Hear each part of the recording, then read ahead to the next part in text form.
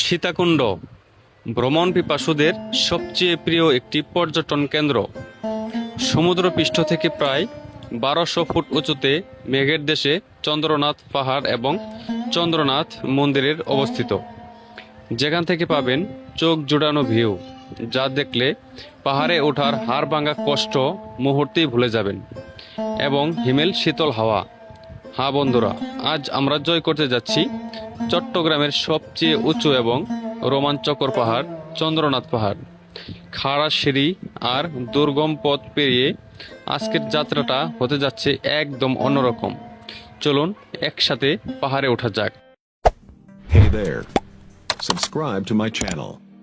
And also press this bell icon. Welcome Sitakunda. তো এখন আছি আমি সীতাকুণ্ড দরগারহাট। এখানে আমরা এইমাত্র বাস থেকে নামলাম। তো আমরা রওনা হয়েছিলাম গতকাল রাত 10:30 ঢাকা সাভার থেকে। তো আমার সাথে নাজমুল ভাই আছে। তো আমরা আসার পর এখানে প্রথম নাস্তাটা সারলাম, সকালবেলা নাস্তা সারলাম। তো এখন আমাদেরকে লেগুনা রিজার্ভ করতে হবে। এখানে অসংখ্য লেগুনা আছে। তো লেগুনা রিজার্ভ করে আমাদের সীতাকুণ্ডের যতগুলো জায়গা আছে আমাদেরকে ঘুরতে হবে। তো এখন আমরা লেগুনা দিকে যাচ্ছি। তো আমরা আসছি মূলত সাভার ট্রাভেলস গ্রুপের এজেন্সির মাধ্যমে। তো এটার নিয়ে বিস্তারিত থাকবে ভিডিওর শেষে। তো আপনারা ভিডিওটি কন্টিনিউ করেন। ফাইনালি আমাদের লেগুনা রিজার্ভ করা হয়ে গেছে। আমাদের টোটাল লেগুনা সংখ্যা হয়েছে 3টি, মানে যে সামনে একটা আর এই পাশে একটা। আমাদের ট্যুরের যাত্রী সংখ্যা হচ্ছে 45 জন, আর 45 জনের জন্য 3টা লেগুনা আমরা রিজার্ভ করছি। তো আপনারা আসলে এখানে লেগুনা পাবেন, সিএনজি পাবেন। আর এই যে এই দরগারহাটটা কিন্তু একবারে মেন রোডের পাশে, এটা মেন রোড, তার পাশে এই দরগারহাট। এখানে আসলে সিএনজি বা লেগুনা পাবেন, আপনারা রিজার্ভ করে তারপরে আপনাদের গন্তব্যস্থলে যেতে পারবেন। লেগুনা বা সিএনজি এই জায়গায় আপনাদেরকে নামাই দিবে, আর এখান থেকে আপনাদের ট্রেকিং শুরু হবে। আর আপনারা ইচ্ছে করলে সিএনজি রিজার্ভ করে নিয়েও কিন্তু পাহাড়ে উঠতে পারবেন। তো এখান থেকে আমাদেরকে লাঠি নিয়ে যেতে হবে, মানে হেঁটে ট্রেকিং করার জন্য। আর এই পাহাড় বাইরে ওঠা অনেক কষ্টের ব্যাপার। আর লাঠি হলে কিন্তু একটু ওঠাটা একটু সহজ হয়, যার জন্য লাঠি অবশ্যই লাগবে। যেহেতু আসছে পাহাড়ে ঘুরতে, তো যদি হেঁটে হেঁটে না উঠি তাহলে এটার অ্যাডভেঞ্চার কি হলো? যার জন্য হেঁটে হেঁটে যাবো আমরা সবাই। বিভিন্ন অসংখ্য লাঠি আছে, তো পাহাড়ে ওঠার জন্য কিন্তু এটা আমরা লাগবেই। এটা কাকা কিভাবে? 40 টাকা, আবার আইনা দিবেন 20 টাকা করে পাবেন, 12-20 টাকা। মানে আর যদি লাঠিটা একেবারে নিয়ে যায় তাহলে 40 টাকা, আবার যদি গেলে দিয়ে যায় তাহলে 20 টাকা রিটার্ন দিবেন। ওকে ওকে ওকে। এই যে আমরা লাঠি নিলাম। তো কিছুক্ষণ পরেই আমাদের এই ট্রেকিং করে উঠতে হবে। এই যে নাজম ভাই রেডি তো? রেডি তো? আচ্ছা, দেখা যাবে নাজমুল ভাই কিরকম পারে। ওকে। অনেকে কিন্তু এই লেগুনা বা সিএনজি দিয়ে পাহাড়ে ওঠে, তবে আমরা আসছি পাহাড় ঘোরার জন্য। আর পাহাড়ে যদি সিএনজি দিয়ে উঠি তাহলে যে অ্যাডভেঞ্চারটা এটা কিন্তু পাবো না, যার জন্য আমরা যত কষ্টই হোক দেখি শেষ পর্যন্ত ওঠার চেষ্টা করব। এরকম খাড়া সিঁড়ি বেয়ে পাহাড়ে ওঠার অ্যাডভেঞ্চারটা কিন্তু মেন। এই ভাইজান নামতেছেন? মোটামুটি কতক্ষণ লাগছে উঠতে? তার মানে মোটামুটি 1.5 ঘন্টা লাগতে পারে।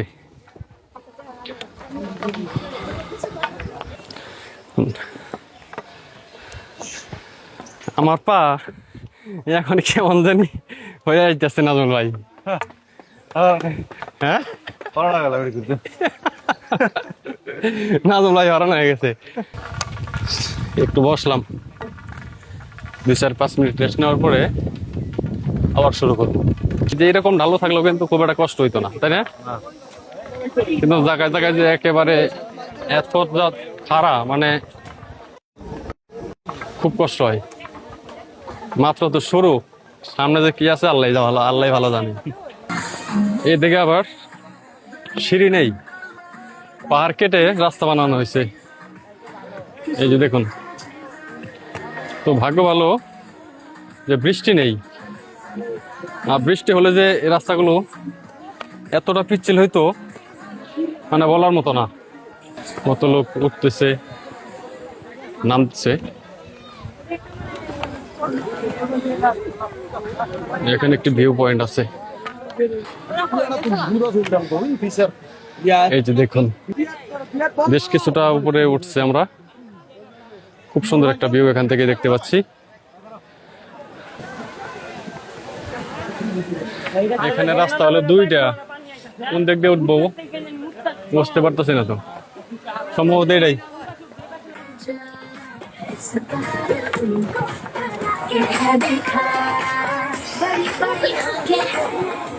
ক্রমশ এই রাস্তাটা খাড়া হয়ে যাচ্ছে, দেখুন কতটা খাড়া। দেখুন এই রাস্তাটুক দেখেন দর্শক, না হলে ঘেমে কি অবস্থা। আর দেখেন তো আমি কেমন ঘামছি আমার মনে হয় না। তোমার আমাকে কমেন্ট করে জানাবেন আমি ঘামছি কিনা। যতই উঠছি তত সিঁড়িটাতে কেমন যেন খাড়া হয়ে যাচ্ছে, আর রীতিমতো হাঁপিয়ে যাচ্ছি। দেখুন কতটা খাড়া রাস্তা, এখান থেকে স্লিপ কাটলে বাঁচার কোনো বুদ্ধি নাই। আচ্ছা, অনেকটা উঁচুতে উঠছি। এই যে এখানে লেবুর শরবত বিক্রি করতেছে। ভাইয়া কত করে গ্লাস বিক্রি করতেছো? কত করে গ্লাস বিক্রি করতেছো? 20 টাকা। তো এখান থেকে এই যে এরকম লেবুর শরবত কিন্তু খেতে পারেন, তাহলে শক্তি শরীরে কিছুটা হলেও পানির অভাব মিটবে এবং কিছুটা হলে শক্তি পাবেন।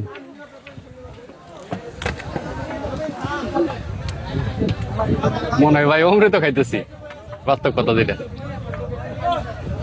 সত্যি অসাধারণ।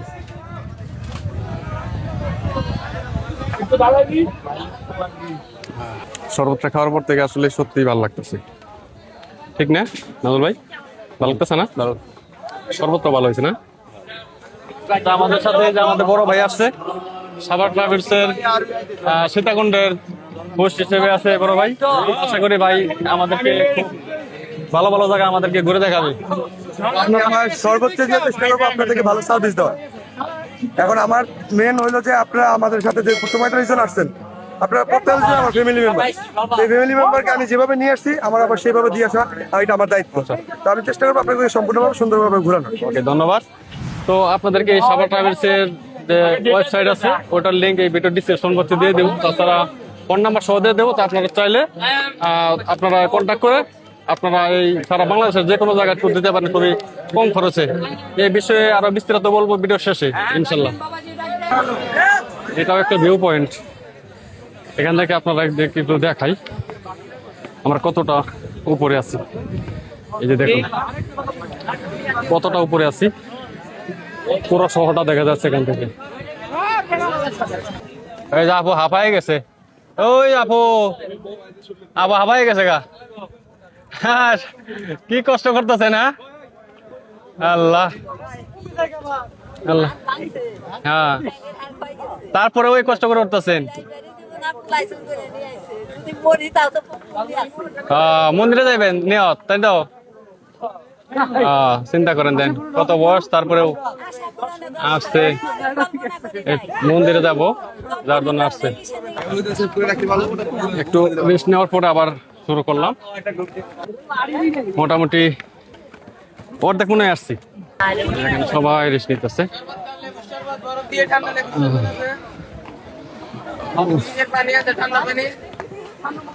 আসলে এইভাবেই উঠতে হয়। ওই যে দেখুন, ওই যে দেখুন কত দূরে উঠতেছে। কত দূর আছে ভাই? 3 ভাগের 1 ভাগ। কাম সারা। ভাই বলছে 3 ভাগের 1 ভাগ আসছে মাত্র। নামার রাস্তা নামার রাস্তা মনে হয় আলাদা তাই না ভাই? ওই পাশ থেকে সিঁড়ির রাস্তা আছে। সিঁড়ি রাস্তা আছে। কি ভয়াবহ রাস্তা দেখেন, একেবারে খুব ভয়াবহ রাস্তা। পারবেন না নাজল ভাই? মাত্র আসছে কিন্তু 3 ভাগের 1 ভাগ, আরো 2 ভাগ আছে। না, শুরু করি। আসলে এই যে কষ্ট করে উঠতেছি, এটা একটা স্মৃতি থেকে যাবে, যার জন্য কষ্ট হলেও শেষ পর্যন্ত উঠতে চাচ্ছি। এই ভিডিওগুলো আলী আকবর ব্লগ 531 এই চ্যানেল আপনারা দেখতে পারবেন। আমি সাধারণত বিভিন্ন মাছের বাজারের ভিডিওগুলো দিয়ে থাকি, তাছাড়া বিভিন্ন ফুডস মার্কেটের ভিডিওগুলো আমি নিয়মিত দিয়ে থাকি। তো ঈদের ছুটিতে একটু ঘুরতে আসছি, চাইলাম আমার দর্শক যারা আছে তারা একটু দেখুক, মাঝে মাঝে ভ্রমণ করা দরকার, তা না হলে এই দেশ আপনার চেনা হবে না। আমাদেরকে ওই পাহাড়ে চূড়ায় উঠতে হবে, ওই যে মন্দির দেখা যায়, ওই পাহাড়ের চূড়ায় উঠতে হবে। এই যে আমার দিদি উঠতেছে পাহাড়ে। দিদি দিদি কই থেকে আসছেন? আমি নবীনগর থেকে আসছি, ব্রাহ্মণ জেলা। নবীনগর থেকে?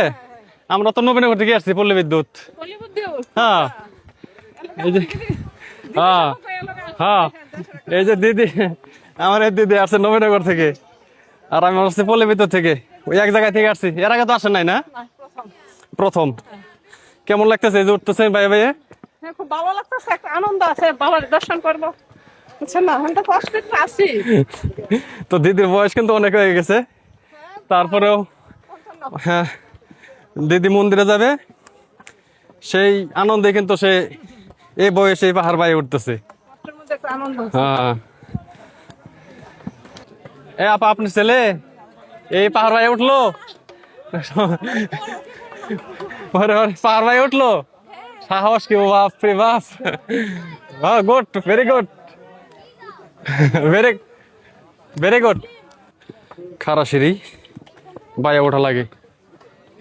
আসলে সিএনজি দিয়েও কিন্তু ওঠা যায়, কিন্তু যে হেঁটে ওঠার যে একটা অভিজ্ঞতা, এটা কিন্তু পাবেন না সিএনজি দিয়ে উঠলে। আমরা মূলত এই সীতাকুণ্ড যে মন্দির শুনেছি, যে সীতাকুণ্ড মন্দির, এটা হচ্ছে সেই সীতাকুণ্ড শ্রী শ্রী মন্দির।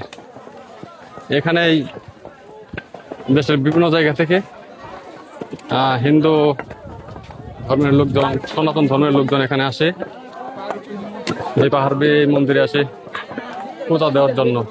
এই যে এখানে দেখুন কত শত সনাতন ধর্মের মানুষজন এখানে আসছে এই মন্দিরে পুজো দেওয়ার জন্য। দেখুন আমরা কোথায় আছে এখন, মন্দিরের পাশ থেকে কি একটা ভিউ, সাধারণ একটা ভিউ। আসলে এত কষ্ট করে ওঠার পরে এরকম একটা ভিউ পেলে আর কি লাগে, সমস্ত ক্লান্তি মুহূর্তেই শেষ হয়ে যায়। দেখুন সাধারণ একটা ভিউ, একেবারে এখান থেকে গোটা পাহাড় দেখা যায়। সর্বোচ্চ উপরে আছে এখন, পাহাড়ের সর্বোচ্চ উপরে আছি।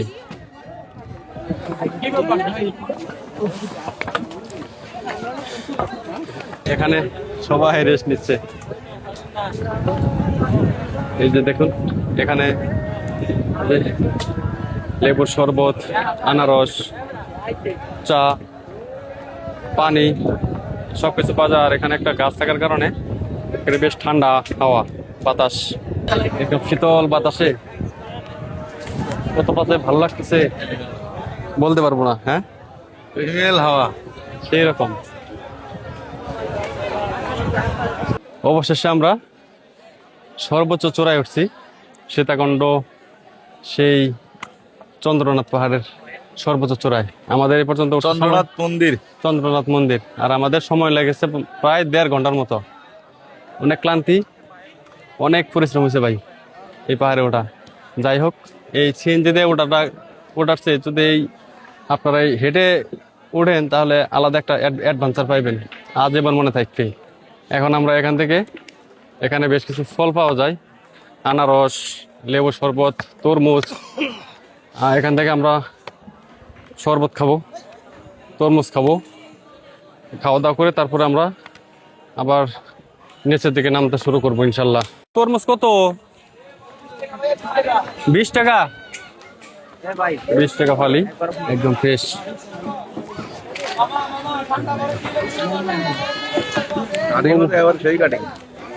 খুব একটা মিষ্টি না, কিন্তু এই ক্লান্তিতে পানি বেশ প্রয়োজন।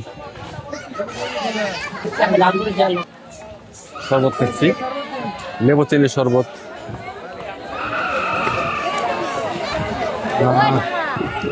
মনে হয় ভাই কলিতে ঠান্ডা হয়ে যাচ্ছে।